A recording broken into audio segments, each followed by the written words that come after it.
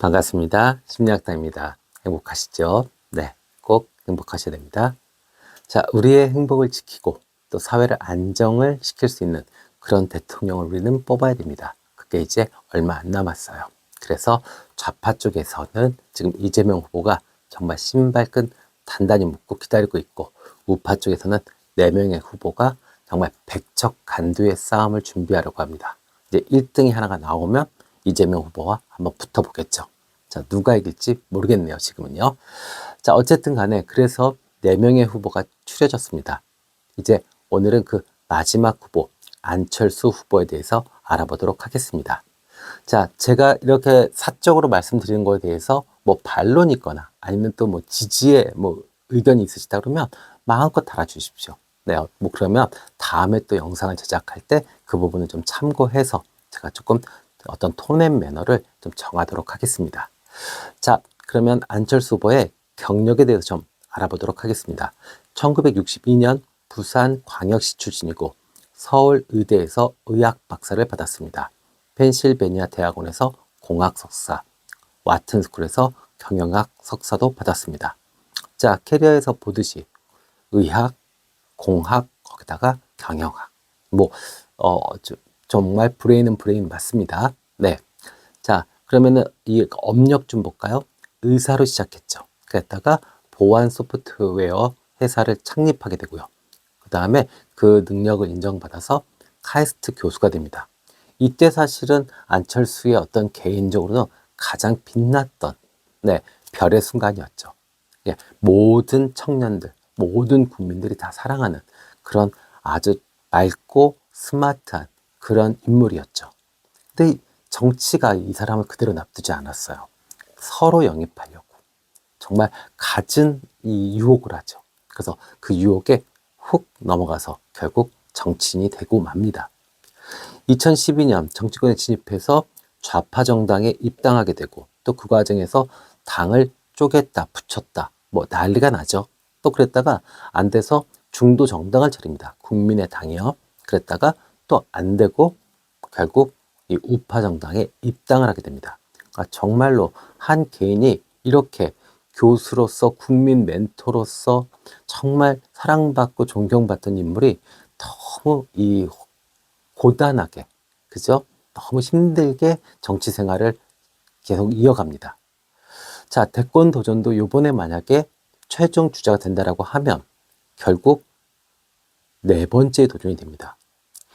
자, 18대 대통령 선거 때는 문재인 후보와 단일화를 하지만 결과는 박근혜 대통령이 당선이 되죠. 19대 때는 국민의당의 후보로서 3등을 하게 됩니다.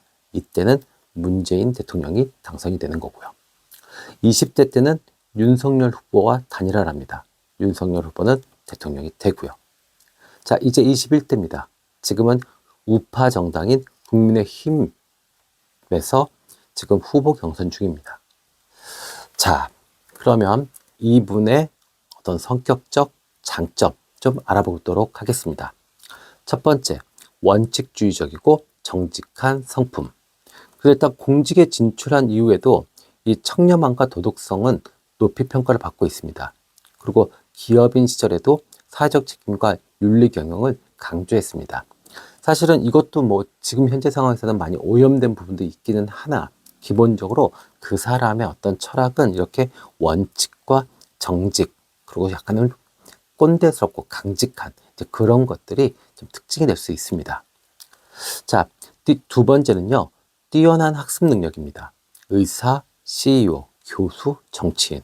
한 사람이 한 분야에서 성공하기도 어려운 것들을 이 사람은 이렇게 다양한 영역에서 일정 성과들을 냅니다. 그래서 자신을 끊임없이 변화시키고 그리고 그 변화시키는 과정에서 엄청난 학습 능력을 보여줍니다. 그래서 이 사람의 어떤 기본적인 특성은 자신의 한계를 잘 인정해요. 그리고 이를 뛰어넘으려고 노력하고 그런 과정에서의 어떤 자신의 의지 이런 것들을 보여줍니다. 세 번째입니다.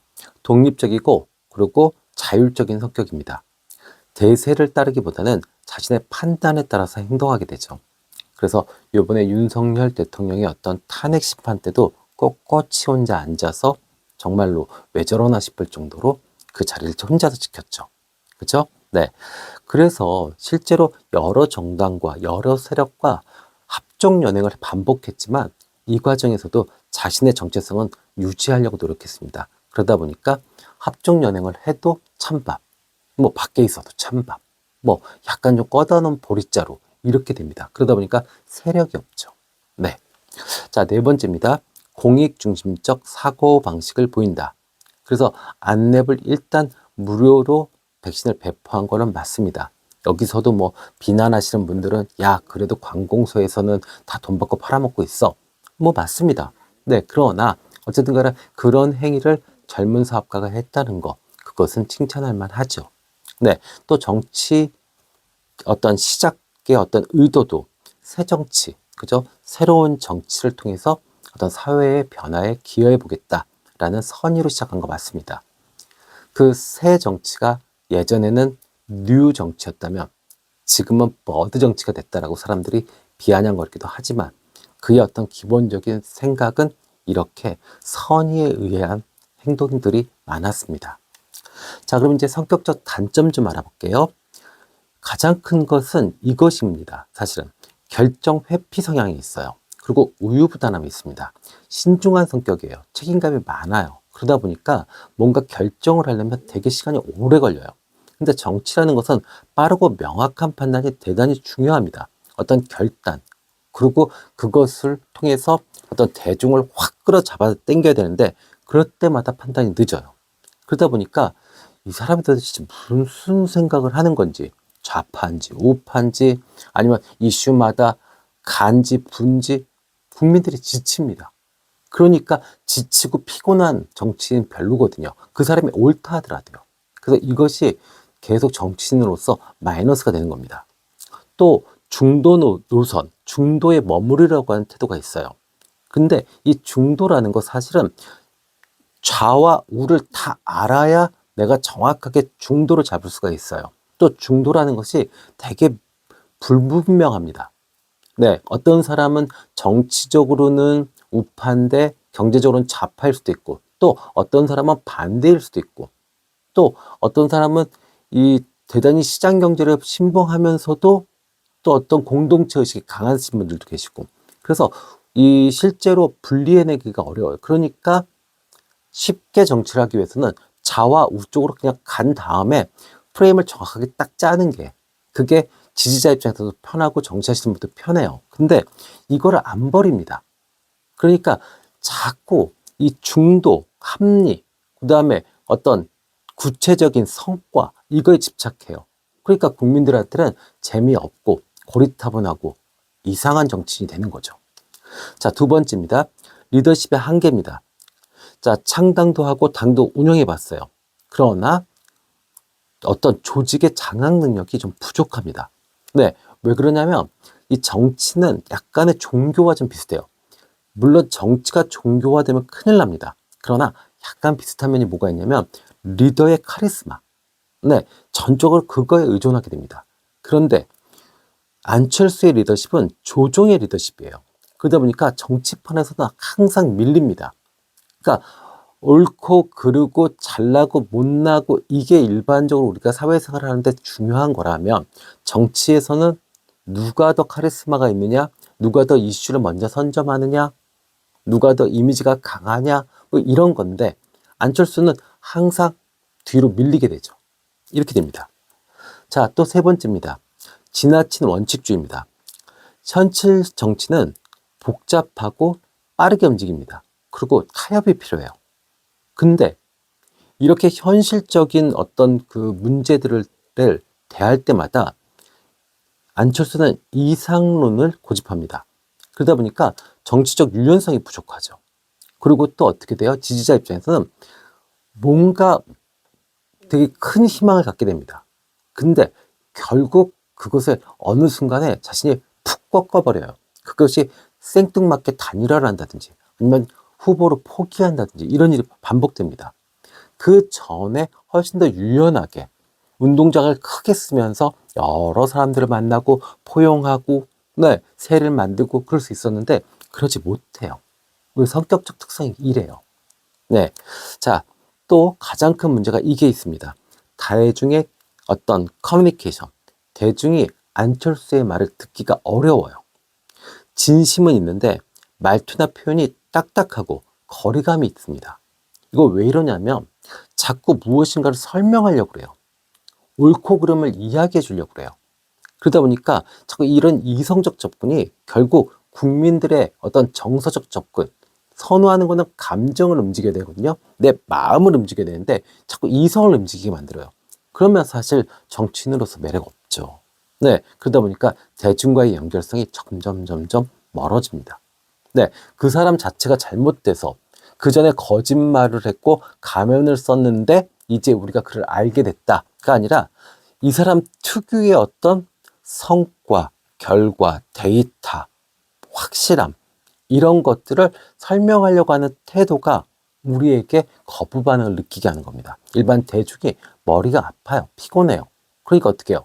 그냥 단순하게 감정을 호소하는 그런 정치인에게 좌파든 우파든 표를 보내주는 겁니다. 그래서 사실 안철수 후보가 얘기했죠. 살면서 정치가 제일 어렵다. 근데 그게 맞는 것 같습니다. 안철수라는 한 개인한테는요. 자, 이렇게 안철수라는 인물을 쭉 관찰을 하면서 느낀 건요. 마치 해리포터와 같다는 느낌이 들었어요. 네, 운명에 던져진 이상주의자. 네, 정말 해리포터도 그냥 꼬마 아이였잖아요. 그죠? 그가 마법사가 될 거라고 준비하고 계획하고 이러지 않았어요. 인간 안철수도 마찬가지죠. 그렇죠? 네. 자, 한번 비교 좀 해볼까요? 해리포터와? 네, 일단 출발점이요. 안철수는 의사, 교수, CEO. 그런데 정치에 소환됩니다. 여기서 가장 큰 거는 교수 때의 어떤 그런 국민 멘토, 이 이미지 때문에 정치에 소환되는 거죠. 그러면 해리는 어땠을까요? 해리는 평범한 소년이었습니다. 근데 마법 세계의 구원자로 소환되게 됩니다. 선택받은 자가 됐죠. 자, 계기는요. 네, 결국 아는 대중과 시대가 원하는 인물이었다라고 합니다. 그 당시에요. 서울시장 후보가 될 수 있었던 그 시기에는 안철수의 시기였죠. 정말 별의 순간이었습니다. 해리 또한 본인의 의지로 그렇게 마법사의 길을 선택한 것이 아니죠. 그가 될 운명이었기 때문에 그것을 그냥 맡은 겁니다. 가치관. 안철수는 정직, 도덕성, 원칙, 그것을 계속 강조합니다. 그것이 정말 어느 부분에서 보면 좀 답답하고 또 사람들을 멀리 만드는 거지만 안철수는 이걸 버리려고 하지 않습니다. 자, 해리는요, 용기, 우정, 정의, 그래서 친구들과의 어떤 의리, 우정, 이런 것들을 상당히 강조하게 되죠. 자, 갈등 구조는 또 어디서 만들어질까요?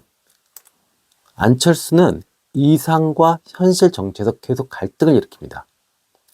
어느 면에서는 자기가 피해자인데 언론에서는 가해자가 되고, 그죠? 작은 잘못을 했는데 엄청나게 부풀려서 정말 이상한 사람이 돼 있고 이렇게 됩니다. 그러면서 계속 희생양이 돼가죠. 해리는요, 선과 악, 친구와의 갈등, 선택의 기로에 계속 놓이게 됩니다. 성장은 어떻게 됐을까요? 안철수는 지금도 성장하고 있습니다. 왜냐하면 학습 능력이 뛰어나거든요. 그래서 현실 정치 속에서 시행착오를 계속 겪으면서 실망하고 다시 재도전합니다. 해리는요, 죽음과 배신, 또 희생을 거치면서 정말로 리더로서 성장하게 됩니다. 이게 좀 비슷할까요? 안철수와? 뭐 그렇다면 국민들이 뽑아서 이제 이재명 후보와 한번 싸움을 붙여보겠죠. 자, 상징입니다. 안철수란 인물은 현실을 배워가는 이상주의자입니다. 해리는 운명을 받아들이는 정의의 투사입니다. 자, 이렇게 안철수와 해리포터는 둘 다 불완전한 주인공입니다. 세상은 그들에게 악을 무찌르라고 소명을 주고 그들에게 어떤 임무를 부여했고 기대했지만 그들은 여전히 자신 안에 있는 불안과 갈등과 혼란과 싸우고 있습니다. 계속 성장하는 거죠. 자, 안철수는 이렇게 해리포터 마법사잖아요. 무엇인가 자꾸 만들고 보여주고 촥 해내잖아요. 그죠? 이런 어떤 강박관념이 있어요. 근데 실제 정치는 아까도 이야기했지만 무엇인가 보여주는 것보다는요, 감정에 호소하고 또 무엇인가 대중의 어떤 그 헤게모니, 어떤 이념을 움직일 수 있는 게 큰 정치인입니다. 그렇죠? 그런데 그런 것들을 잘 못해요. 왜? 그러다 보니까 항상 자꾸 밀리게 되죠. 그러다가 이제는 어떻게 됐죠?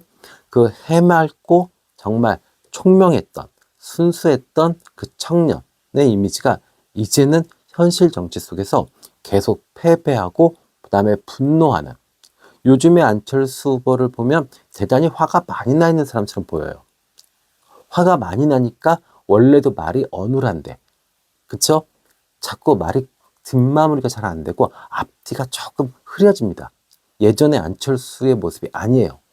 그죠? 네. 그래서 만약에 안철수 후보가 국민의힘의 대권 주자가 되고 또 정말 대통령이 되고 싶다라고 하면 국민들이 원했던 맑고 깨끗하고 스마트한 그런 멘토, 그런 모습의 이미지를 다시 찾아야 됩니다.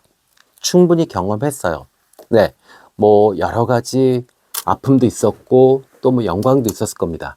그러나 국민들은 안철수한테 잘 싸우기를 바라는 것이 아니라 잘 설명해 주길 바라는 겁니다. 친절한 안철수죠. 화난 안철수가 아니라. 그쵸? 네, 그래서 만약에 나는 내가 좋아하는 리더가 대한민국을 편안하고 그 다음에 국민들한테 설명해 주고 이렇게 이성적이고 논리적으로 하나씩 어떤 정말 기적 같은 일들을 만들어낼 수 있는 사람이었으면 좋겠다라고 하신다 그러면 안철수 후보를 지지해 주시면 됩니다. 네, 자 오늘로 일단은 그 경선 후보 4명에 대한 어떤 정리가 끝났습니다. 네, 어떤 분이든 좋은 분이 올라가셔서 정말 잘 싸우셨으면 좋겠습니다. 지금까지 심리학당이었습니다. 함께 해주셔서 감사합니다.